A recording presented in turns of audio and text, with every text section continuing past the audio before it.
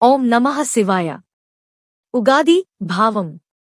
హైందవ శాస్త్రం ప్రకారం 60 తెలుగు నామ సంవత్సరాలు ఉన్నాయి. అవి ఒక క్రమంగా వస్తాయి.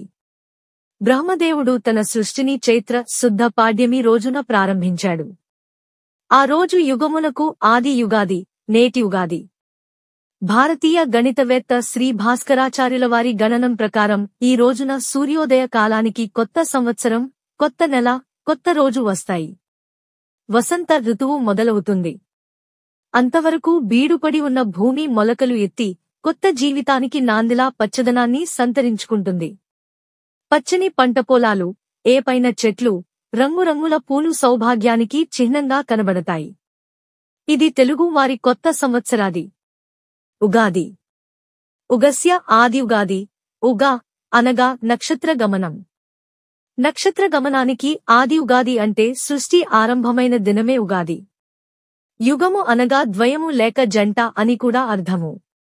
ఉత్తరాయణ, దక్షిణాయనములనబడే ఆయన ద్వయ సంయుతం యుగం సంవత్సరం కాగా ఆ యుగానికి ఆది సంవత్సరాది యుగాది అయింది.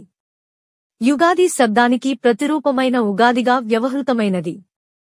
తత్ర చైత్రశుక్ల ప్రతిపద సంవత్సరారంభ చైత్రశుద్ధ పాడ్యమి నాడు సంవత్సరాది ఉగాదిగా ఆచరణీయమని నిర్ణయసింధుకారుడు పేర్కొనియున్నాడు. ఉగాది పుట్టుపూర్వోత్తరాలు.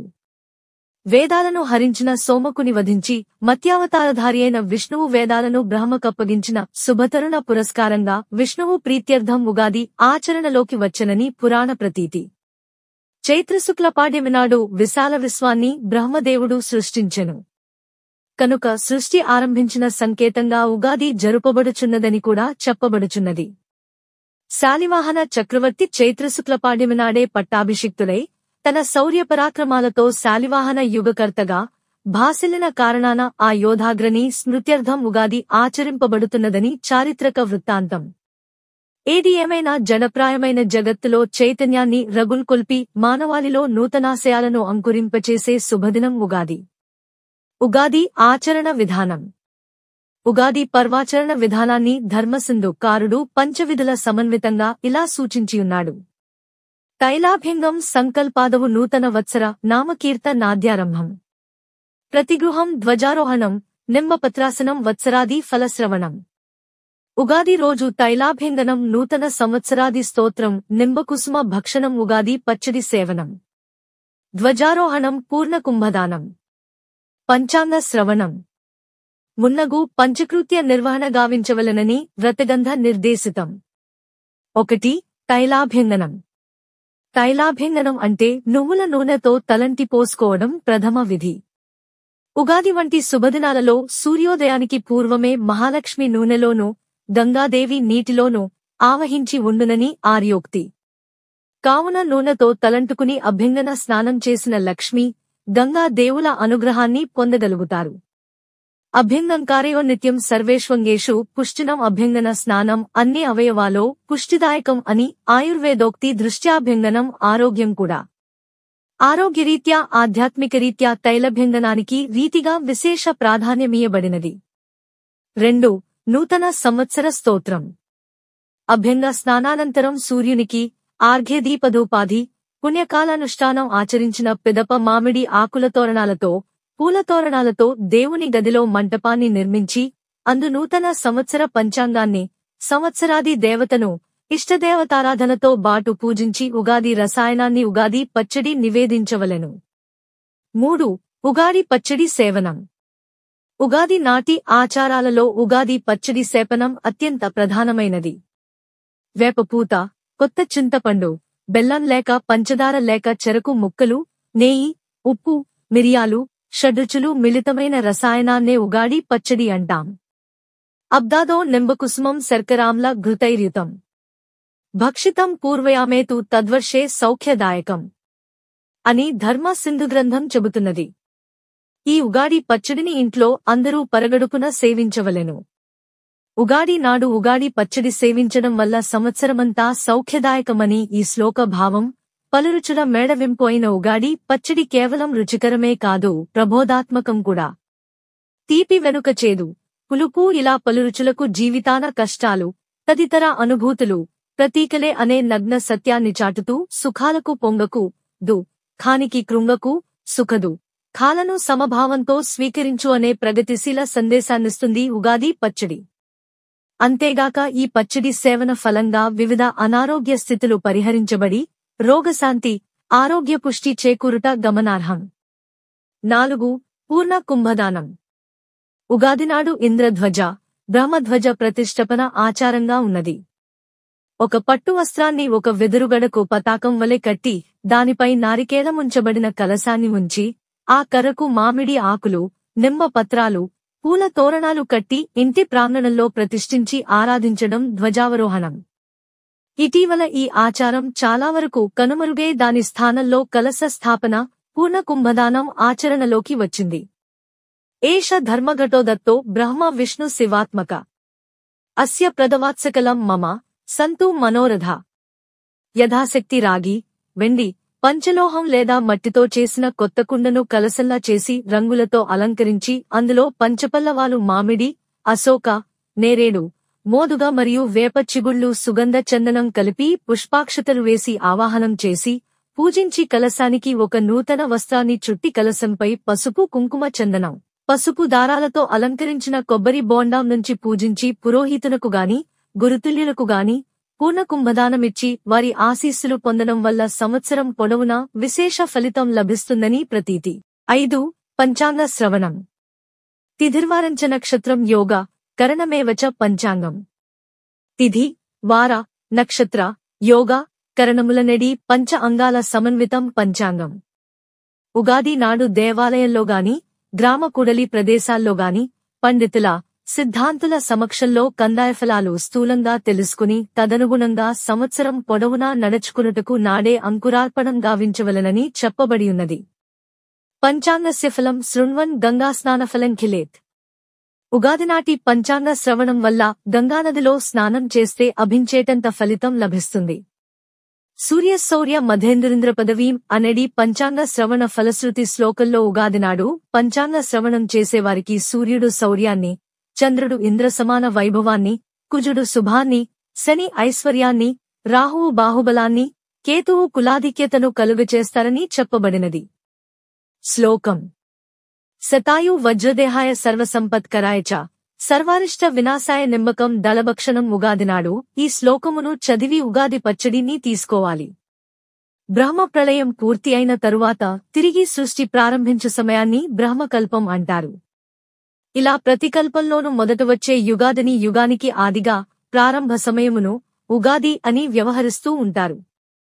అలాగునే ఈ ఉగాది పర్వదినం మనకు చైత్రమాసంలో ప్రారంభమవడం వల్ల ఆ రోజు నుండి మన తెలుగు సంవత్సర ఆరంభ దినంగా పరిగణించి లెక్కించుటకు వీలుగా ఉండేందుకే ఉగాది పండుగను మనకు ఋషిపుంగవులు ఏర్పాటు చేశారు.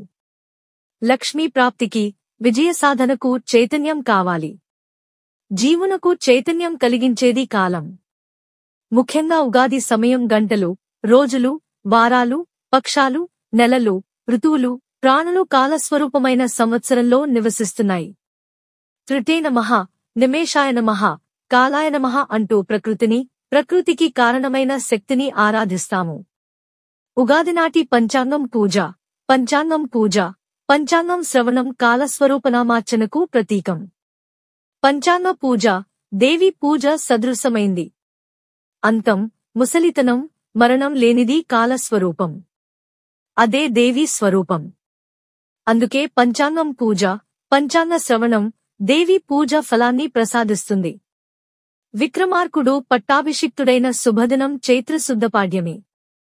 ఆనాడే విక్రమార్క శకం ప్రారంభమైంది. శకులపై శాలివాహనులు సాధించిన ఘన విజయం ఉగాది పచ్చడిలోని తీపికి, యుద్ధంలో కలిగిన కష్టనష్టాలు చేదుకు, శత్రువులను తమలో ఒకరుగా కలుపుకోవడంలో వచ్చిన మంచి చెడ్డలు పులుపునకు చిహ్నంగా మన పూర్వీకులు భావించి స్వీకరించారు. ఈ మూడింటి కలయికకు గుర్తుగా ఆనవాలుగా విక్రమాదిత్యుని కాలంలో శాలివాహన శకారంభం నుండి ఉగాది పచ్చడి ఆస్వాదించడం ఆచారమైందని చారిత్రకుల నిర్ణయం. ఈ పండగ ప్రత్యేకత ఉగాది పచ్చడి. ఈ పచ్చడిలో చేరే పదార్థాలలో వేప పువ్వు ముఖ్యమైనది. బెల్లం, కొత్త చింతపండు పులుసు, మామిడి ముక్కలు, కొన్ని ప్రాంతాలలో అరటిపళ్ల గుజ్జు కూడా చేర్చి పచ్చడిగా తయారు చేస్తారు. తీపి, ఉప్పు, పులుపు, చేదు, వగరు, కారం అనే షడ్రుచుల సమ్మేళనంగా జీవితంలో కష్టసుఖాలు ఆనంద విషాదాలుగా కలగలిసి ఉంటాయని చెప్పడానికి ప్రతీకగా దీన్ని అందరూ సేవిస్తారు. ఆరోగ్యానికి ఇది మంచిది. అంతేకాకుండా అంతర్గతంగా ఆరోగ్య సూత్రం ఇమిడి ఉందని తెలుపుతోంది. మామిడాకుల తోరణాలు కట్టడం, తలస్నానం చేయడం, కొత్త బట్టలు ధరించడం, పిండి వంటలు చేయడం పూర్వం నుంచి వస్తున్న ఆచారం. ఆదాయ వ్యయాలు, రాజపూజ్య అవమానాలు, కందాయ ఫలాలు, రాశి ఫలాలు తెలియజెప్పే పంచాంగం వినటం ఆనవాయితీ. పల్లెల్లో రైతులు ఉగాది రోజున అక్కడి దేవాలయం వద్ద అంతా చేరి, పురోహితుడిని రప్పించి, తమ వ్యవసాయానికి ఏ కార్తెలో వర్షం పడుతుంది, గ్రహణాలు ఏమైనా ఉన్నాయా, ఏరువాక ఎప్పుడు సాగాలి వంటివన్నీ అడిగి తెలుసుకుంటారు. మనకు తెలుగు సంవత్సరాలు ప్రభవతో మొదలుపెట్టి అక్షయ నామ సంవత్సరము వరకు గల 60 సంవత్సరములలో మానవులు తాము జన్మించిన నామ సంవత్సరాన్ని వారి జన్మాంతర సుకృతాలను బట్టి జీవితంలో ఒక్కసారో 2 సార్లో చస్తుంటారు. అందువల్లనే వారు జన్మించిన 60 సంవత్సరములకు తిరిగి ఆ నామ సంవత్సరం వచ్చినప్పుడు అది ఒక పర్వదినంగా భావించి షష్ఠి పూర్తి ఉత్సవాన్ని వైభవంగా చేసుకుంటూ ఉంటారు. పంచాంగ శ్రవణం. నిత్య వ్యవహారాల కోసం ఈనాడు అందరూ ఇంగ్లీషు క్యాలెండర్ అయిన గ్రిగేరియన్ క్యాలెండరును ఉపయోగిస్తూ ఉన్నా శుభకార్యాలు, పూజా పునస్కారాలు, పితృదేవతారాధన వంటి విషయాలకు వచ్చేటప్పటికి పంచాంగమును ఉపయోగించడం మన పంచాంగ విశిష్టతకు నిదర్శనం. ఈ పంచాంగం ఉగాదితో అమల్లోకి వచ్చి మళ్లీ సంవత్సరం ఉగాది ముందు రోజు వరకు అమలులో ఉంటుంది. అటువంటి పంచాంగమును ఉగాదినాడు వివిధ దేవతలతో పాటు పూజించాలని శాస్త్రాలు చెబుతున్నాయి. అంతేకాకుండా పంచాంగ శ్రవణం ఉగాది విధుల్లో ఒకటి. ఈనాడు గ్రామాలు మొదలుకొని పెద్ద పెద్ద నగరాల వరకు అన్ని చోట్ల పంచాంగ శ్రవణం నిర్వహించడం చూస్తూనే ఉన్నాము. కాగా ప్రస్తుతం పంచాంగాలు అందరికీ అందుబాటులోకి వచ్చాయి. ఇలా పూర్వం లభించేవి కాదు. తాటాకుల మీద వ్రాయబడేవి కనుక పండితుల వద్ద మాత్రమే ఉండేవి. కనుక వారు ఉగాదినాడు సంవత్సర ఫలాలను అందరికీ తెలియజేస్తారు. ఈ విధముగా పంచాంగ శ్రవణం ఆచారమైనట్లు పండితుల అభిప్రాయం. పంచాంగం అంటే 5 అంగములు అని అర్థం. తిథి, వారం, నక్షత్రం, యోగం, కరణం అనేవి ఆ 5 అంగాలు. పాడ్యమి మొదలుకొని 15 తిథులు, 7 వారాలు, అశ్వని మొదలుకొని రేవతి వరకు 27 నక్షత్రములు, విష్కభం మొదలుకొని వైధృతి వరకు 27 యోగములు, భవం మొదలుకొని కింస్తుగ్నం వరకు 11 కరణములు ఉన్నాయి. వీటన్నిటినీ తెలిపేదే పంచాంగం. పంచాంగ శ్రవణం చేసే సమయంలో ఉత్తరాభిముఖంగా కూర్చుని పంచాంగం వింటే మంచిదని పండితుల అభిప్రాయం. పంచాంగ శ్రవణంలో ప్రధానంగా ఆ సంవత్సర ఫలితాలను వివరిస్తారు. అంటే నవనాయకులను తెలుసుకుని వారి ద్వారా ఫలాలను అంచనా వేస్తారు. సంవత్సరంలో ఏ గ్రహాలకు ఏ అధికారం లభిస్తుందో తెలుసుకుంటారు. ఆ గ్రహాలే ఆ సంవత్సర నవనాయకులు. వీరికి లభించే అధికారాన్ని బట్టి ఆ సంవత్సర ఫలితాలు ఉంటాయి. నవనాయకులు: 1 రాజు, చాంద్రమాన సంవత్సర ప్రారంభదిన వారాలకి అధిపతి, ఆ సంవత్సరానికి రాజు. 2 మంత్రి, సౌరమాన సంవత్సర ప్రారంభదిన వారానికి అధిపతి, ఆ సంవత్సరానికి రాజు. 3 సేనాధిపతి, సూర్యుడు సింహరాశికి ప్రవేశించేనాటి వారానికి అధిపతి. 4 సస్యాధిపతి, సూర్యుడు కర్కాటక రాశిలోనికి ప్రవేశించేనాటి వారానికి అధిపతి. ఇలా వివిధ విశేషాలకు నాంది యుగాది, తెలుగువారి ఉగాది. సర్వేజనా సుఖినో భవంతు.